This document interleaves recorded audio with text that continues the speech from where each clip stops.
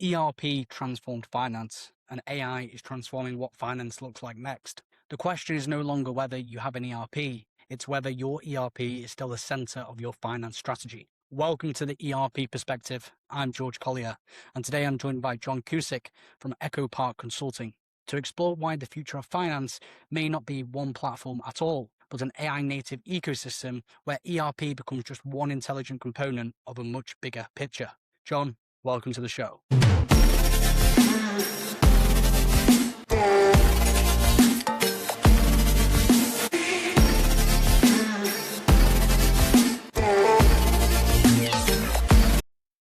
John Cusick, welcome to the ERP Perspective. Thank you. Thank you so much. No problem. So, like I said, I know we've been speaking for a good couple of weeks now and learning more about Echo Park Consulting and what you guys specialize in. But before we get into this fantastic episode, I'd like to touch on, obviously, the topic today, the AI native finance stack. Is ERP still the center of finance transformation? Why did you think that was such a relevant topic for the community?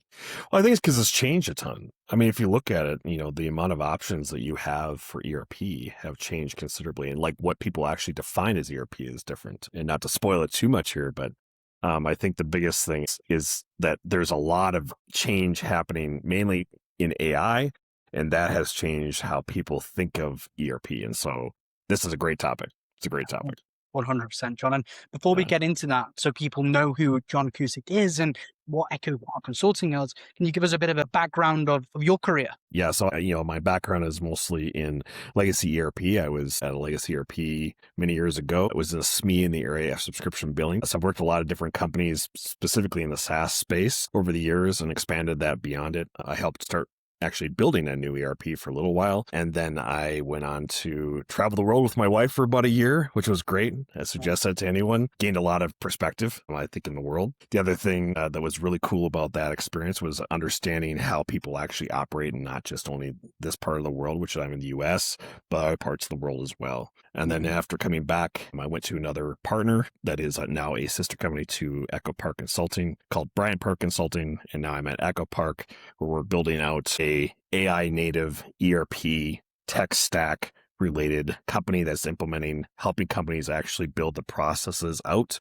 with the technology that's in place and gaining all the advantages of AI as part of it. So exciting stuff. A lot of people are looking for it, and we were already starting to see a huge amount of buzz. So, another reason why I really wanted yourself, John, on the ERP perspective is what you've done with Echo Park, helping finance teams design and operate, obviously, AI native finance stacks by connecting ERP, FP&A, billing, and AR into one intelligent scalable system.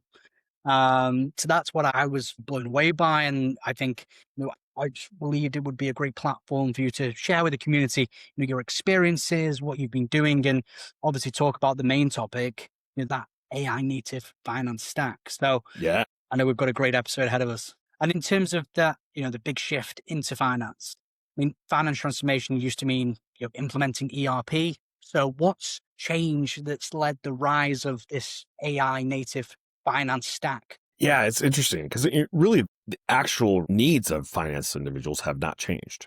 The North Stars are still the same. There's still a need for faster month-end close. There's still a need for reliable, accurate reporting, right? So that same baseline's been there for decades. So what's really different in this case, I would say that, a lot of the legacy ERPs grew beyond finance, and no fault to them. And that's a big part. A lot of companies asked for that. So they're expanding, to things like HR, supply chain, AP automation, manufacturing, everything. And so because they're trying to be everything to everyone, they in turn have become slower, more complex, rigid, which works for some, and we'll talk a little bit about that later. But I think the biggest thing is that now finance feels a little bit trapped in their system, because it's built for the whole enterprise, not just optimized for finance. And really two things converge, I think, in this case, which have really made it so that people are looking towards AI native stacks versus just one big legacy system. One is just the AI enabled automation. So finance used to be buried in a lot of manual work, right? They're used to that. Invoice matching, bank reconciliation, data entry, GL analysis of all sorts, right? So as you're probably already thinking, as you're listening here, is that AI could do a lot of that.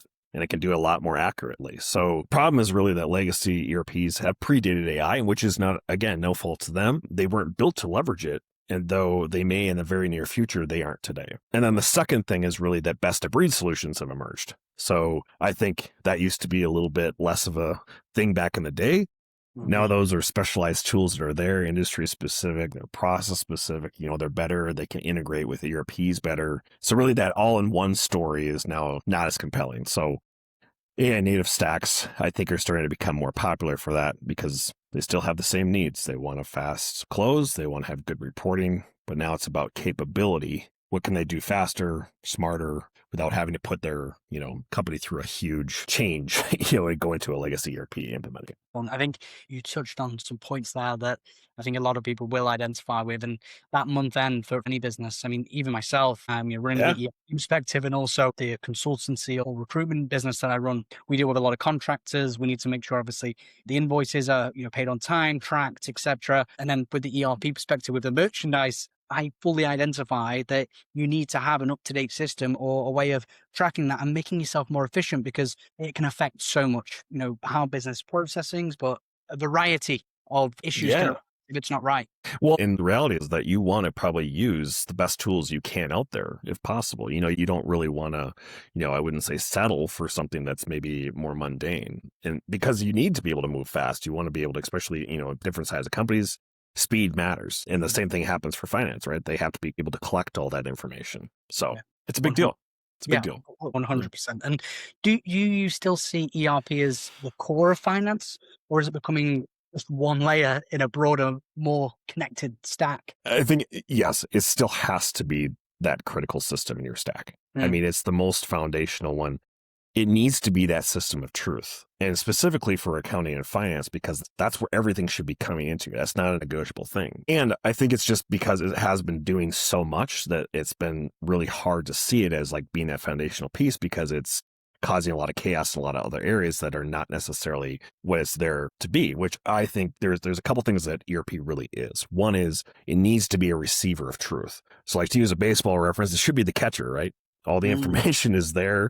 Data needs to flow there. It needs to be clean. It needs to be standardized. It needs to be trustworthy. It needs to be the hub for accounting and finance people. It needs to do that. It also needs to be that keeper of record, right? So it needs to be the most audit ready one, cleanest system for that. And that complements the whole stack of things that you have processes upstream. ERP is not the flashiest, right? It's not the most feature rich, but it must be the most trustworthy, because it needs to be the foundation for decisions. And I think that's where part of the problem has been, is that, over time, I think there's been a little bit of a mistrust in ERP as to what they think it can give them, because the data is not as trustworthy as they want it to be. And it's being used to do so many other things, instead of being the true system of record versus a system of operation. I mean, the data in ERP or data even in AI we're seeing now, a phrase used a lot is garbage in, garbage out. Yeah, And, still and true. Still there's true. I know that there's so many different analogies we can say, people can use, but people need to understand any data put into the ERP system, it needs to be correct. The ERP can only do so much, but like I said, data always needs to be clean and obviously correct. I was just going to say, in most organizations today, where do you see the biggest breakdowns between ERP, billing, FP&A, and also AR as well? Yeah, I mean, there's a couple key problems. And again, I think it comes down to where you are in your implementation of those different systems. Because as companies evolve, they're probably going to need different systems for different processes. But the problem that still seems to be consistent across pretty much any size of company is what I call kind of like that identity crisis. Nobody really owns the truth when you have a big stack of stuff, right? And so the problem that is run into is like, which system owns which data? What system do I report out of? Who actually owns the system? Who should be going into it? So because there's not that clear ownership between, say, your AR automation, your AP automation, your FP&A tool, and your ERP, you can end up having duplicate efforts, conflicting numbers between them. And so then you just erode the truth that, that single source of truth, and erode the, the trust in that system. And then on top of that, you have problems like we consider like an integration tax, where many of those legacy systems require probably one or more custom integrations. Those can be expensive, they can be brittle. So a lot of times you're maintaining maybe a custom code between those systems, iPaaS platforms, manual workarounds, band-aids on top of band-aids across your whole stack.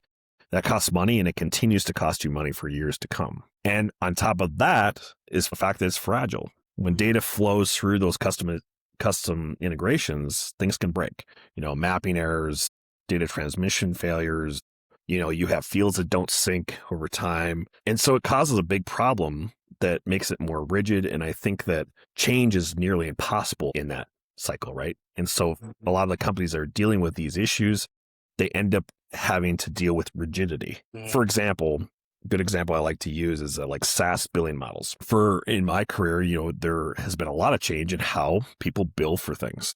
SaaS company might be today just doing, per seat licensing or one-time fees. Well, then they want to start doing usage. Well, one or both systems in your ERP or your automation tool might be able to do that. But because you have that custom integration in between, you have to make a lot of changes. It becomes more of a transformation of your software versus a change in your business. It's no longer just a configuration change. Yeah, 100%. I think those challenges that you mentioned, I know we're in the process of helping a customer at the moment in Central Europe.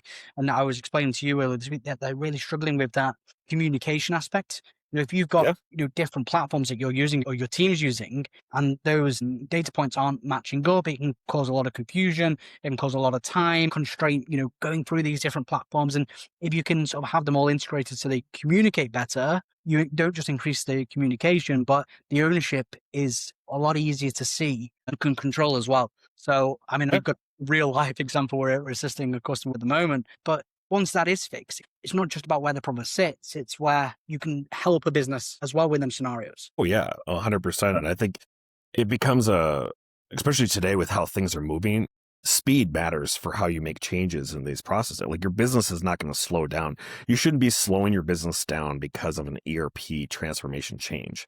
And I think that's where it's a little bit frustrating for some companies, is that they feel like they have to make a decision on whether or not we slow down and put our resources towards this big project to change these things, or just continue status quo and let my business run the way it does. That's a tough decision to make. And it's one that most probably would rather not want to make. So.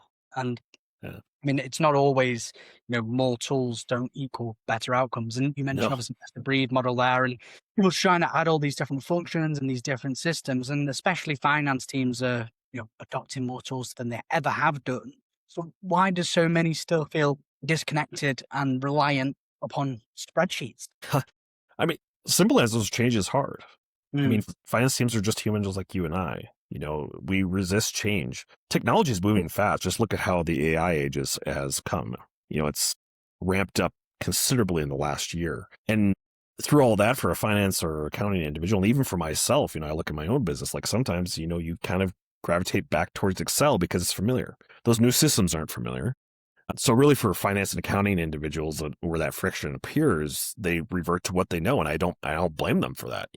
Comfort really beats capability in this sense, right? Yeah. I always tell my team that, you can build or implement the best system in the world, but if your user doesn't adopt it, it's a failure. Adoption is the key. And I think that's why, like a lot of people will, like, for instance, I'll use this example as like, there's this particular AI LLM that built a plugin inside Excel. Why was that successful? Well, because finance teams live there. They already live there. They're comfortable there. So they're adding that power to a familiar tool, allowing for them to adopt it much quicker. Now, when you run and you're trying to implement a new system, when you're trying to have them adopt it and you're not focusing on the process first, that's where the problem comes. And that's where they tend to go back to their comfort, right? Finance teams will start to fill gaps with spreadsheets. One spreadsheet becomes two becomes 5, and now you've got a new system that you put in, and you're having a data source, which is an Excel operation. So if you don't focus on the process first, then you're going to be in trouble. And I think that's why we're seeing a lot of companies that are still working in spreadsheets, because they don't feel comfortable enough with the tools that are there and put in front of them.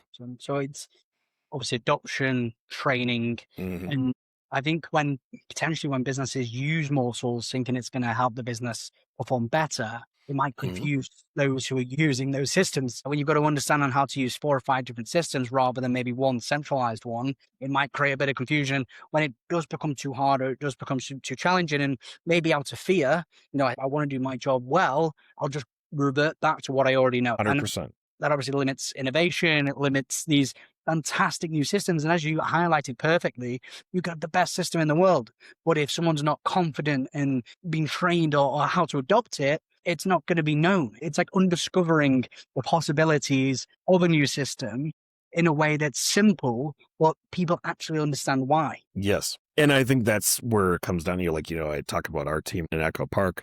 A big part of that is us being that person that understands what you need to do to make it so that you feel comfortable with those things. That's our job. But I think the real challenge that you run into is that some people are going to adopt it quicker than others, and having it be easier and accessible and something that it works for them and meets them where they're at is the big part of the game. Like, that's the part that matters. I think it needs to be customized, but as you mentioned, 100%. we talk about it in the ERP community so much. It's about people, not the system. And Correct. I think the majority of the time when a system like yours or a service like yours is presented, yes, it can be fully customized and adopted, but as you mentioned, it's how it's adopted and how you communicate with these people and how you guide them with this process of learning a new system, but also not just adopting it maybe for a day or a week, but how can it be fully integrated into the business and everybody's not just comfortable, but happy and understand why it's now being used. Yeah. Then that's half the battle, unfortunately, because, that's the thing that is why I think AI has also become a little bit more adaptable than others, is because people get to do it themselves. They can play with it. They can feel comfortable because they know that they don't have to learn a ton of things. They can interact with it in a different way. And I think that's why a lot of success has come towards having AI focused, systems out there, because they allow for you to still work in the comfort that you have, the way that you think and the way that you feel, and you're not adopting as much to the tool that you have in front of you. Yeah, 100%. And with that style of learning, you can also customize that on what the areas you understand, how you learn, the process you need to follow. And right, people will adopt these systems and adopt these ways of working at different speeds. So if you can have an area that's more comfortable and familiar, and they don't maybe feel embarrassed or fearful of asking a certain way of learning or a different process, and if you can be that person or that business or that entity that understands the people and they feel confident and happy, then they're going to be able to learn that system a lot quicker. Agreed. In terms of what a connected finance stack actually looks like, or presented by yourself or Echo Park Consulting, if a finance team, gets this right, what does that truly connected AI native stack enable that maybe a traditional ERP alone couldn't? Yeah. I mean, that's the question right now. A lot of finance teams are sitting there with that exact question. Cool thing is that they have the options. They haven't, like I mentioned earlier, it's been 20 some years since, companies have had this option as to what to do next, if you're coming off of, like maybe a smaller ERP. But I think it's really it depends on where you're at from a size perspective. There's two real cohorts I see it. One is like your SMB, like your small, medium-sized businesses that have maybe flexible processes, reasonable complexity.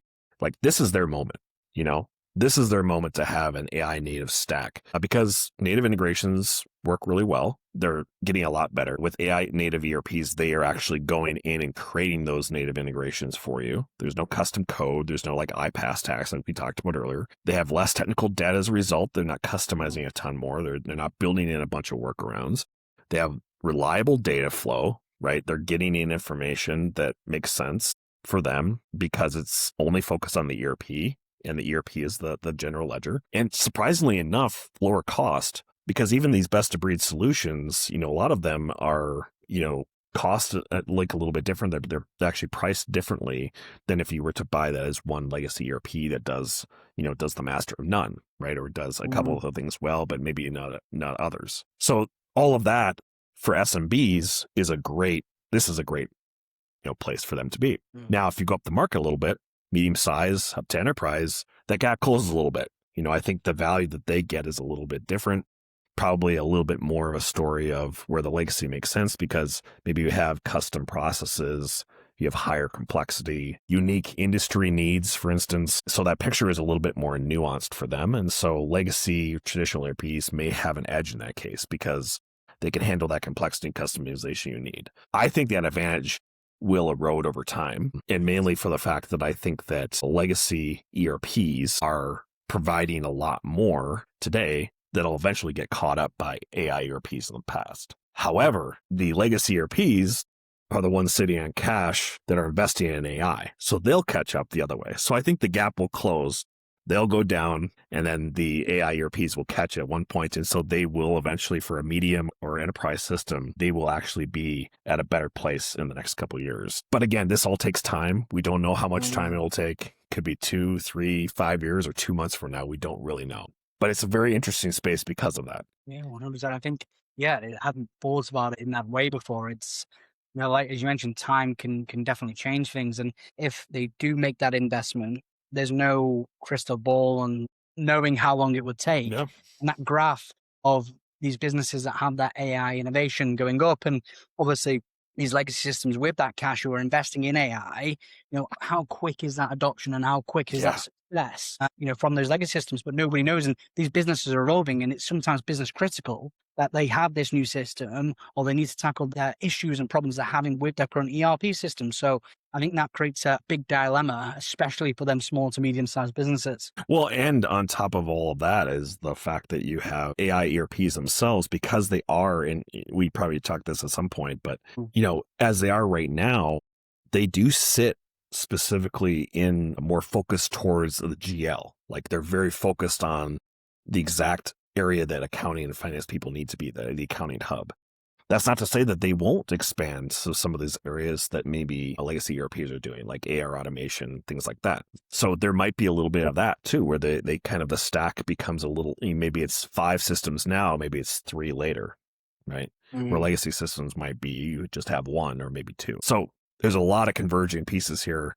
It's kind of a Venn diagram, but time will tell what that actually means for companies. So then I think one point there that surprised me was, and you even said surprisingly, that sometimes this best of breed model, or maybe an AI native stack approach, can effectively be cheaper than ERP alone.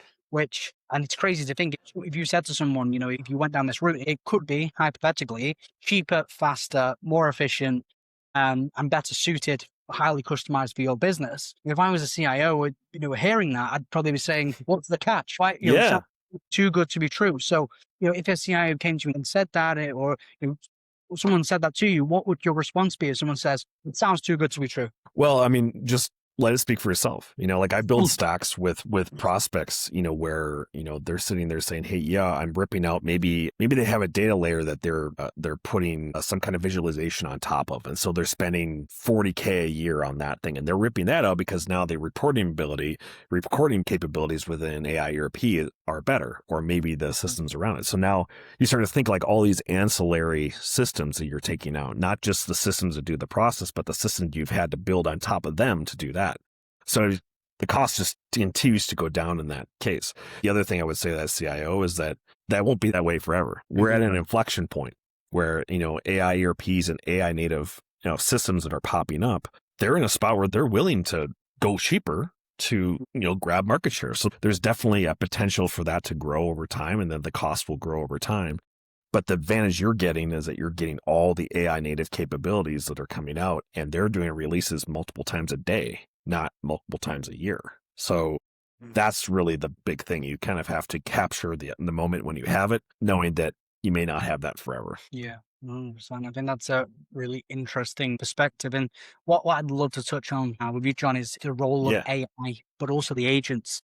What are you seeing with AI and agents, genuinely, or where have they genuinely improved finance workflows, and where, it's still maybe more hype than reality in the industry? Yeah, no, as soon as we started going agentic within some of these tools, that's where a lot of this unlocked, especially for finance individuals, because you think about it, there's a lot of things that they do that tend to be mundane, or they're doing a lot of digging. They're doing a lot of, I would say, time-consuming work that doesn't have to be that way. So first of all, I'll say is like these AI agents being built, a lot of it is not hype. It's reality and it's working. And I think that some of the specific places we see that is, I'll use a couple examples. One is really, we talked about the North Star earlier of being month-end close being quick.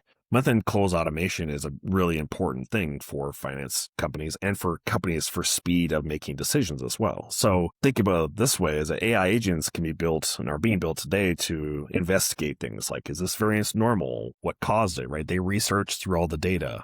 They try to find those and collecting all that information, allowing for the human then to go in and review those findings, validate the conclusions, make those judgment calls, And then they can go beyond that and have AI agents actually execute that, like adjusting journal entries, booking accruals, logging all that downstream work. So there's a huge value out there because it allows for that cyclical process, something that might take lots of hours to do each one of those tasks. Now having an agent do it and having you do the review. Another use case is, for instance, ad hoc reporting. So like I use this one a lot where everyone has this case where maybe their CEO or whatever will ask them, why did this metric move? Like, where's the issue?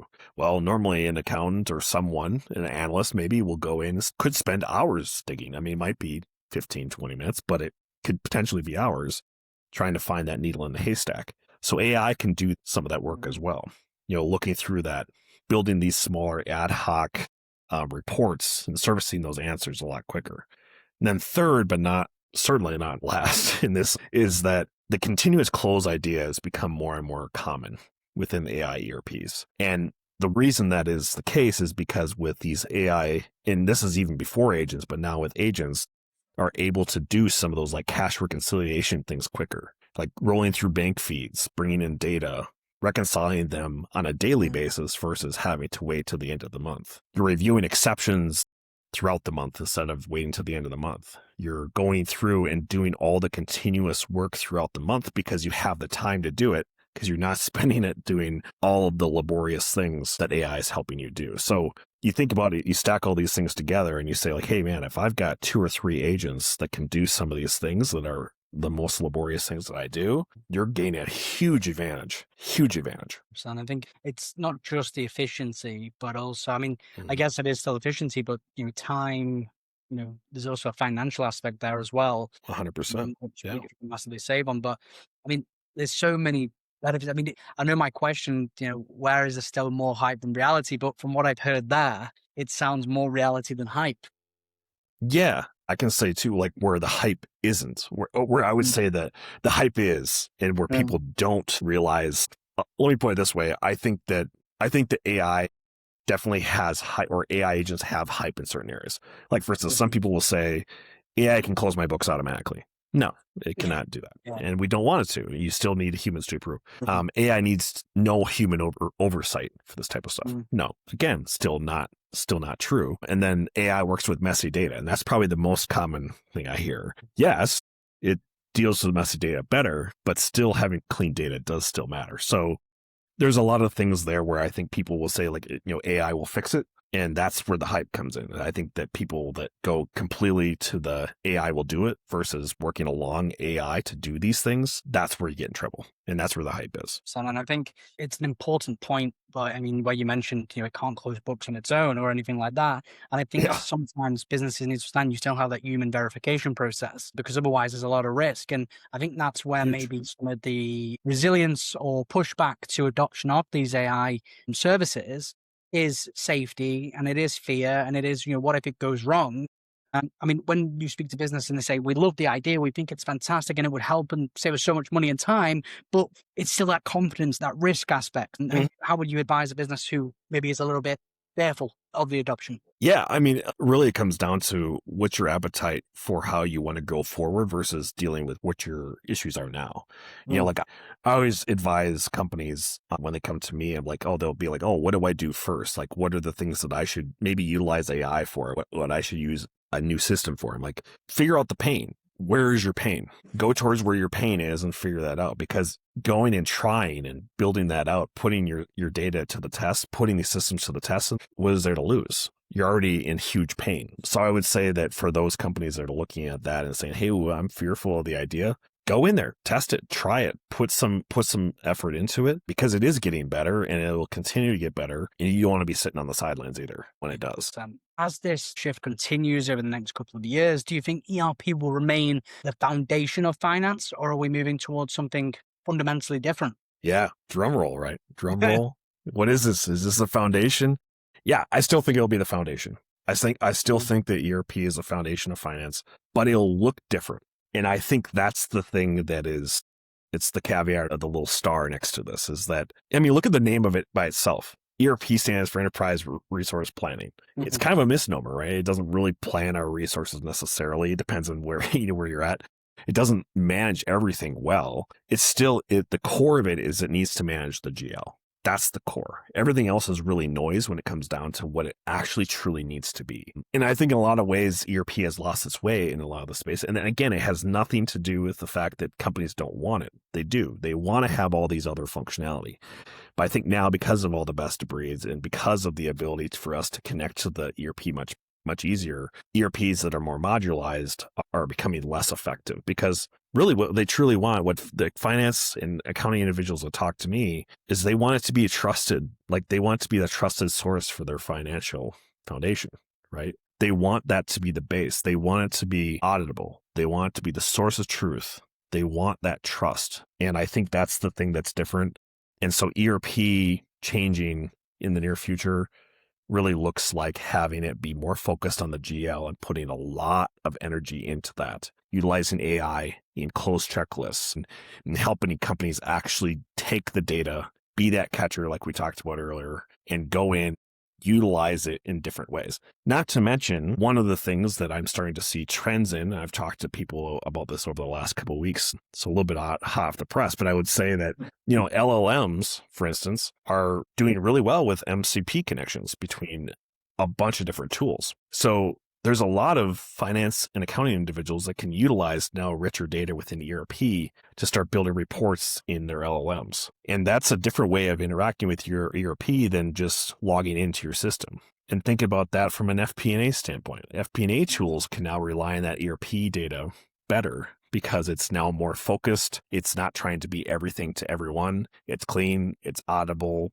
You're having the ability now to look at your ERP and say, hey, it is something that I can trust to be the source to put into all of my other things and to help make my decisions. That's what finance and accounting individuals want. Yeah, 100%. I think there's so much benefit to be undiscovered. And Yeah. I think a lot of businesses don't have that capability internally to, not leave any rock unturned and understand the benefits of AI without speaking to a specialist like yourself or someone in the community who really understands the benefits of using AI within their ERP system. And without speaking to an expert, you don't really know what there is to offer. All these different things that it might be able to do. But for your particular business and your highly personable business cases, processes, you don't understand what AI could do, especially within your finance team, unless you speak to someone who's dealing with multiple businesses on a daily basis. Yeah, agreed. Yeah, and I think that's the one thing too that is a little bit of the unknown challenge in all of this, is that because of AI ERPs, and I mentioned today kind of them in general, but there's definitely, more popping up here and there, because there's a lot of different types of industry specific ERPs today that are looking for something that's going to be AI native as well. So we're going to see that change over time. And on top of all of that is the chance of you having a company that is looking at getting into a different industry, for instance, or is looking at doing a merger and acquisition.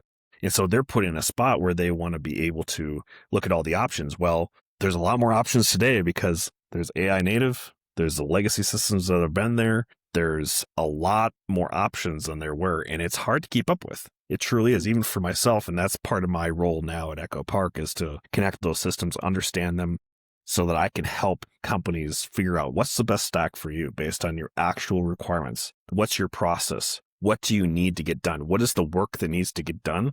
And how does your business look in the future, so that we build your stack for that and not for what you are doing today. In terms of the people watching the episode today on the ERP perspective and have identified with what you've shared and really see the value in what you've brought to the audience, in what scenarios would you advise that, or people potentially might be in, would you advise for them to reach out to yourself and maybe have a conversation? Yeah, no, I think if you're looking at a point where you have pain in certain areas, in your stack, maybe your processes are broken down at a certain point, or maybe you're just paying a ton of money towards a legacy ERP today, and you're maybe using only a portion of it. A big part of what we do is to help figure out what are your options. I'm not sitting here, telling you yeah, you should definitely go with this one system because we implement that one system. Yes, we implement some systems, but the idea is to make sure that you have a stack that's going to actually focus on your process like we talked about earlier. So if you're at a point where you need air automation, you're looking at different processes within maybe your stack today that are just not working, or you're having custom integrations that are breaking, we're here to help with that process and help you figure out might be where the right place to go, where you might want to look and maybe uncover some opportunity because of today and because of AI being such a big change in the industry. That's great. I mean, like I said, John, you are a real expert in the AI native finance area of ERP. And thank you so much for representing us Of at Echo course. Consulting and giving so much value on the ERP perspective today, around the topic being the AI native finance stack. And is ERP still the center of finance transformation? But before we wrap up this episode, is there any other big events that Echo Park Consulting has planned for this year? Any new product releases or anything people should keep an eye open for? Yeah. No, there's some great stuff coming up down the pipe. I mean, as we're expanding and growing, we also know that there are a lot of companies that are looking at how to best use AI. We're looking at some products that might be helping support your business and getting a little bit more familiar. Some are adopting it better than others, like we talked about earlier about spreadsheets. So I think, if you look over the next couple months, you'll see if you follow us on LinkedIn, you'll find that there's a lot of new opportunities for companies to utilize us as a way to maybe fill in some of the gaps that they might have in their system utilizing AI. So find us. We'd love to chat. Fantastic. Anybody watching the episode, on whichever platform you are watching on, I'll link John's profile below and some more details around Echo Park Consulting. But if you are looking to implement AI within your digital transformation journey, ERP system or finance stack, feel free to reach out to John directly. I'll link all these details below. And it's, again, a pleasure to have you on the ERP Perspective, John. Same. Thank you so much, George. Appreciate it. No worries. This has been the ERP Perspective. I will see you on the next one.